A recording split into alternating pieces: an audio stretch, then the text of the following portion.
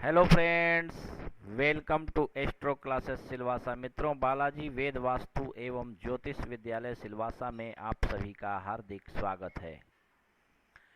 मित्रों, आज हम बात करेंगे चंद्रमा के महादशा की। चंद्रमा के महादशा में अन्य सभी ग्रहों की जो अंतर्दशा है वो जातक को किस प्रकार का अपने अपने समय में फल देती है, इस विषय में हम विस्तृत चर्चा करेंगे। क्योंकि यह बात तो आपको भी पता है कि किसी भी ग्रह की महादशा के अंतर्गत सभी ग्रहों की अंतर्दशा आती ही है, और इस प्रकार एक एक करके सभी ग्रहों की अंतर्दशा की बातें करने के बाद हम प्रत्यंतर दशा की बातें भी करेंगे। और इस श्रृंखला में हम अन्य बहुत सारे वीडियोज बनाएंगे आप लोगों के लिए। तो please like my Astro Classes official Facebook page facebook.com/एस्ट्रो क्लासेस एंड हच एस्ट्रो क्लासेस, ये ट्विटर आईडी है। तो please follow me on Twitter, है ना। और आप हमें यूट्यूब के चैनल को हमारे सब्सक्राइब करें ताकि फॉर न्यू अपडेट्स, है ना, कोई भी हम वीडियो जैसे ही डालते हैं आपको सहजता से प्राप्त हो जाए। And visit my blog and website astroclasses.com। ठीक है, तो चलिए हम अपनी आज की चर्चा को आगे बढ़ाते हुए देखते हैं कि सूर्य की जो चंद्रमा की महादशा होती है, इसमें आने वाले सभी ग्रहों की अंतर्दशा किस प्रकार का शुभ या अशुभ फल जातक को देती है। मित्रों, एक बात तो स्पष्ट है कि सूर्य और चंद्रमा ये दोनों सौम्य ग्रहों की श्रेणी में आते हैं। हालांकि ये अशुभ फल नहीं देते, क्योंकि एक एक ही राशियों के स्वामी होते हैं। ऐसी स्थिति में यदि आपकी कुंडली में चंद्रमा कारक होकर के उच्च राशि का हो, स्वराशि का हो, अथवा शुभ ग्रहों से युक्त या फिर दृष्ट हो, तो ऐसा चंद्रमा अपनी दशा अंतर्दशा में जातक को बहुत ही लाभ करवाता है। विशेष करके पशुधन से अथवा दूध देने वाले पशुओं से ऐसा चंद्रमा जो है वो लाभान्वित कराता है जातक को। और ऐसी दशा में जातक यश का भागी होकर अपनी कीर्ति को अक्षुण्ण बना लेता है। और इस प्रकार के चंद्रमा यदि शुभ हो तो ऐसे चंद्रमा की दशा में कन्या का जन्म घर में अथवा कन्या के मांगलिक उत्सव जैसे विवाह कार्य आदि संपन्न होता है। और ऐसे जातक का जिसका चंद्रमा अच्छा हो, उसका गायन वादन आदि ललित कलाओं में जातक की काफ़ी रुचि रहती है। स्वास्थ्य सुख धन धान्य की वृद्धि होती रहती है।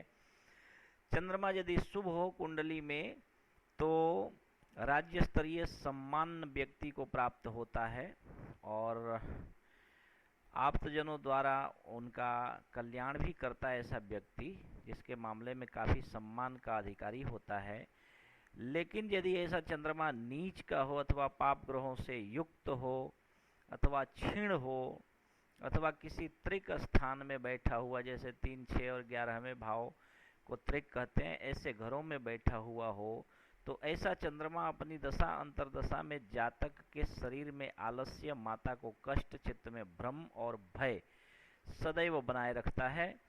और ये चंद्रमा जो है ऐसे जातक को परस्त्री रमण से अपयश दिलाता है, प्रत्येक कार्य में विफलताएं दिलाता है, एवं ऐसे जातक के मन में सदैव ऐसी भावनाएं बनी रहती है कि कहीं जल में डूब के मर न जाऊं, अथवा शीत ज्वर जुकाम धातु विकार जैसी पीड़ाएं भी ऐसे जातक को भोगनी पड़ती है। ठीक है, तो आइए चंद्रमा के महादशा में अंतर्दशा की बातें कर लेते हैं। यदि सूर्य अंतर्दशा में आए तो ऐसे जातक को क्षय रोग का भय बना रहता है, किंतु ऐसा जातक पराक्रमी होता है एवं राजाओं से संपत्ति को प्राप्त करता है तथा सब प्रकार के सुख एवं धन लाभ आदि प्राप्त करता है। ठीक है, यदि ऐसे चंद्रमा की महादशा में मंगल की अंतर्दशा आए तो ऐसा मंगल जातक को पित्त रोग देता है, शोणित विकार एवं अग्नि का भय सतत बना रहता है ऐसे जातक के मन में।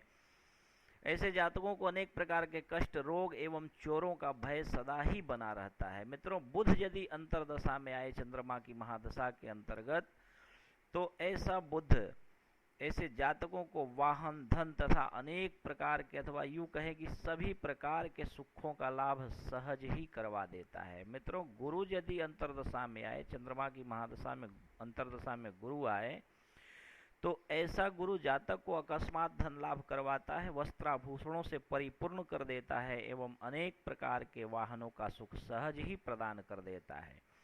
चंद्रमा की महादशा में यदि शुक्र की अंतर्दशा किसी जातक के ऊपर आए, तो ऐसा शुक्र जातक को नेवी वगैरह की नौकरी में ले जाता है अथवा जलयान अर्थात नौका आदि का सुख सुविधा सहज ही दे देता है एवं इस प्रकार का शुक्र अनेक प्रकार के वस्त्राभूषणों से परिपूर्ण करके एवं स्त्री सुख अथवा गृहस्थ सुख सहजता से प्रदान करता है। मित्रों, शनिदेव की बात करें तो चंद्रमा की महादशा में जब भी शनिदेव आएंगे अंतर्दशा में, तो ऐसे शनि जातक को अपने स्वजनों से वियोग करवा देते हैं और यह शनि जातक को अनेक प्रकार के रोगों से भय एवं जातक को व्यसनी अथवा नशाखोर बना देते हैं। ठीक है। राहु केतु की यदि बात करें तो ये सूर्य और चंद्रमा की अंतर्दशा में आए तो ये केवल और केवल कष्ट ही देते हैं। यत्किंचित परिस्थितियों में प्लेसमेंट के आधार पे कदाचित यदि ये कुछ शुभ फल दे पाएं, अन्यथा इनसे किसी प्रकार के शुभ फल की चंद्रमा और सूर्य की महादशा के अंतर्गत अंतर्दशा में नहीं की जा सकती है। वैसे ये अकिंचन लाभ के भी स्वामी कहे जाते हैं, अनसर्टन गेन्स के भी। तो अगर उस प्रकार का प्लेसमेंट हो, स्थितियां हो कुंडली में, तो ही इनके विषय में कुछ कहा जा सकता है, क्योंकि ये पानी की तरह होते हैं, जिस रंग में घुले उसी रंग के हो जाएं। तो मित्रों, अगर हम महर्षि पाराशर की बात करें और श्लोकों की व्याख्यान करके अगर अंतर्दशा का व्याख्यान करें तो वीडियो बहुत ही लंबा हो जाएगा। इसलिए हम सोच रहे हैं कि छोटे छोटे वीडियो के रूप में ही बनाएं, है ना। तो आप देखते रहें और भगवान लक्ष्मी नारायण की पूजा से चंद्रमा के दोषों को शांत किया जा सकता है। चंद्रमा के अंतर्दशा में आने वाले अन्य ग्रहों के अनुसार उनकी उपासना देवताओं का करके और भगवान शिव की आराधना से चंद्रमा को ठीक किया जा सकता है। आप भगवान नारायण और भगवान शिव की पूजा करें, सुखी रहें और हो सके तो हमारे YouTube के चैनल को अवश्य ही सब्सक्राइब करें। Thanks for watching, bye and take care. Thanks.